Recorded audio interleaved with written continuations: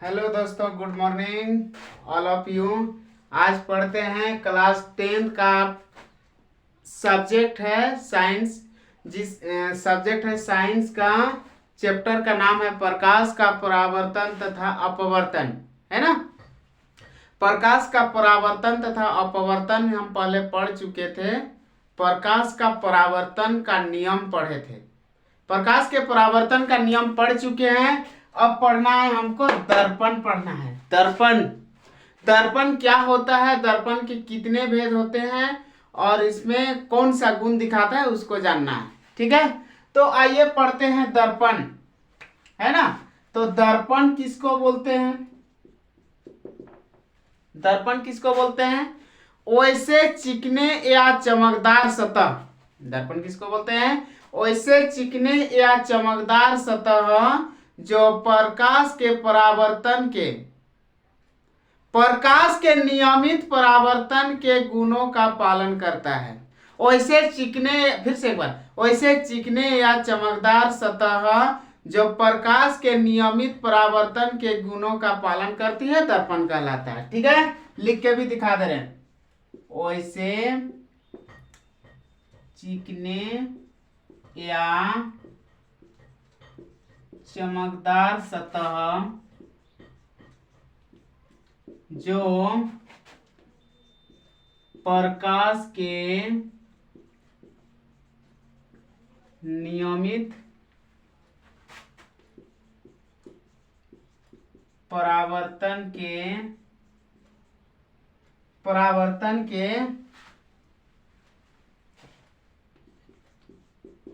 गुणों का पालन करती है, क्या कहलाता है? दर्पण कहलाता है ना। दर्पण कहलाता है। हो गया। वैसे चिकने या चमकदार सतह जो प्रकाश के नियमित परावर्तन के गुणों का पालन करती है। प्रकाश के परावर्तन दो तरह का परावर्तन होता है, एक विसरित परावर्तन और एक नियमित परावर्तन, है ना। तो नियमित परावर्तन किसको बोलते हैं? जिसमें समांतर आने वाली प्रकाश किरण परावर्तन के पश्चात नियमित यानी समांतर ही परावर्तित होती है ना। और विसरित में समांतर आने वाली प्रकाश किरण परावर्तन के पश्चात इधर उधर परावर्तित हो जाती है ना। तो वही बोल रहा है, वैसे चिकने या चमकदार सतह जो प्रकाश के नियमित परावर्तन के गुणों का पालन करती है, क्या कहलाता है? दर्पण कहलाता है। अब दर्पण कितना प्रकार का है? दर्पण मुख्यतः दो प्रकार का है। दर्पण कितना प्रकार का है? मुख्यतः दो प्रकार का है। कौन कौन है? कौन कौन दर्पण है? एक हुआ समतल दर्पण, दूसरा हो गया, दूसरा क्या दर्पण है? गोलीय दर्पण, है ना। दर्पण दो प्रकार का हुआ, एक समतल दर्पण, दूसरा गोलीय दर्पण, है ना।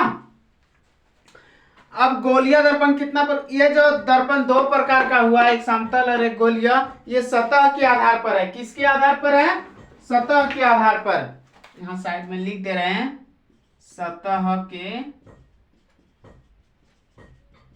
आधार पर, है ना।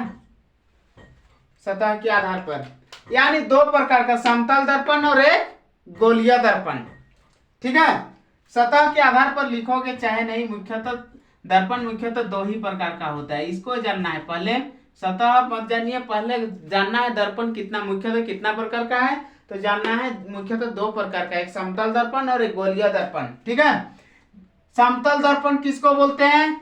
जिस दर्पण का परावर्तक सतह समतल होता है ना। जिस दर्पण का परावर्तक सतह समतल होता है समतल दर्पण कहते हैं, और जिस दर्पण का परावर्तक सतह गोलीय होता है गोलीय दर्पण कहते हैं। अब गोलीय दर्पण कितना प्रकार का हुआ?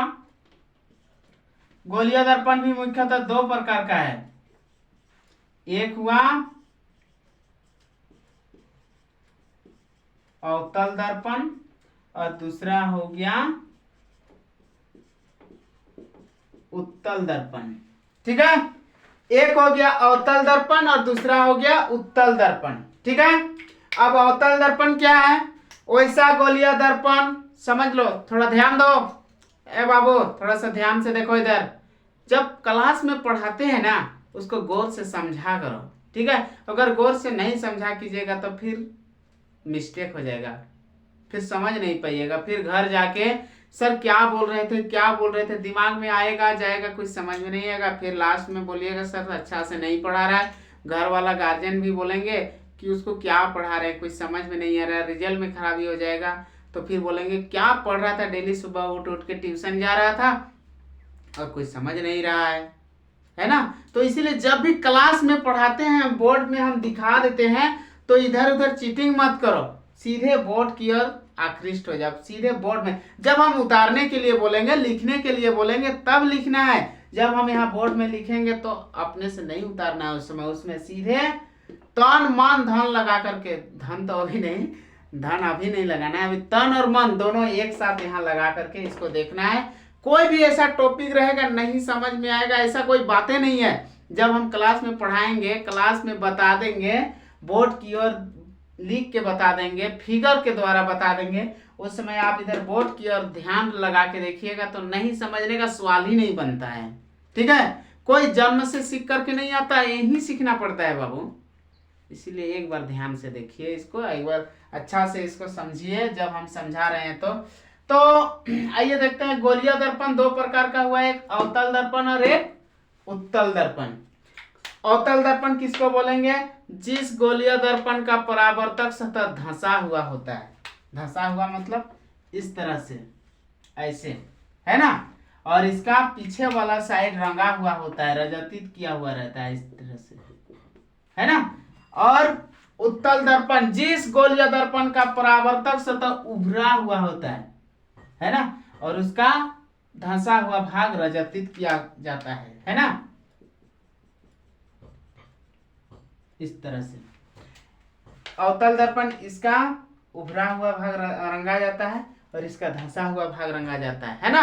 और परावर्तक सतह, प्रकाश के किरण को परावर्तित करने वाला सतह अवतल का धंसा हुआ होता है और उत्तल का उभरा हुआ होता है, मतलब इस टाइप से। चम्मच देखे है ना, चम्मच का दो साइड होता है, एक इस तरह से धंसा हुआ, दूसरा उभरा हुआ। ठीक उसी तरह से अवतल का परावर्तक सतह ऐसे धंसा हुआ होगा और उत्तल का ऐसे उभरा हुआ होगा। समझ में आ रहा है कि नहीं आ रहा है? आ रहा है ना, चलिए ठीक है। उसके बाद समतल में क्या था? इसका परावर्तक सतह हमेशा समतल होगा।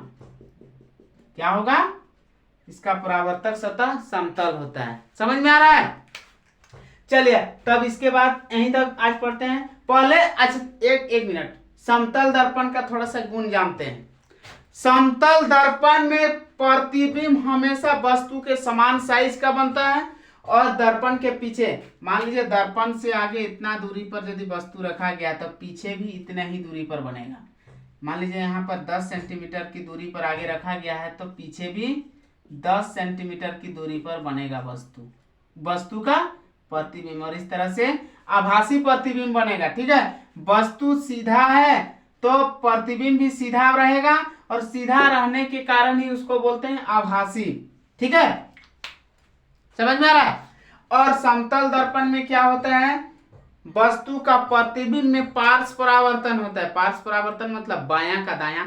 मतलब जब भी खाना खाते हैं देखिएगा, आगे एक समतल दर्पण रख के खाना खाइएगा, देखिए दायां हाथ से खाना खा रहे हैं और आपको लगेगा कि बायां हाथ से खाना खा रहे हैं, इस टाइप से लगता है। तो इस तरह से बायां का दायां जो दिखाई देता है उसको पार्श्व परावर्तन बोलते हैं। समझ में आ रहा है? ये हो गया समतल दर्पण का गुण। अब अवतल दर्पण का गुण क्या है? उत्तल दर्पण का गुण क्या है? अवतल दर्पण का उपयोग कहाँ होता है? उत्तल दर्पण का उपयोग कहाँ होता है? इसको फिर अगला क्लास में पढ़ेंगे। आज हम यहीं तक पढ़ेंगे, फिर अगला वीडियो में अगला टॉपिक के साथ मिलते हैं। आज तब तक आज यहीं तक, तब तक के लिए जय हिंद, बाय।